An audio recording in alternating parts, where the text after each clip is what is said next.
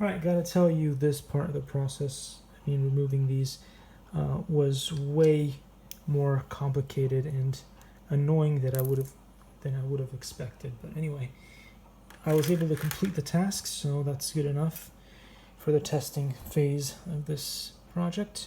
So I'm going to go through here and put through. It's important to note you want this to go through all the way in here, and then you're going to test out this little part by lifting it up and down.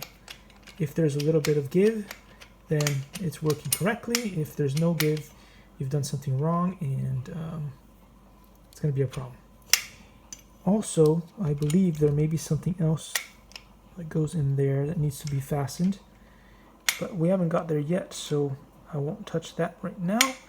We'll continue on with the next part of the assembly, which is to grab these screws here, to push them through here, to put on 2 spacers on each one of these screws, and then to grab this funny looking piece and to put it on top like so, except that I believe I've got it the wrong way, because I think you need to make it match like so.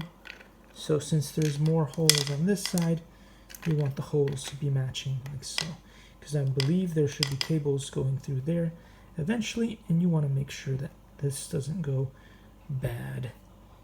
This will go on top, and this will go on here, and then we'll just repeat the process for each one of these. Anyway, I will do that in my own time, and we'll move on to the next step. See you then.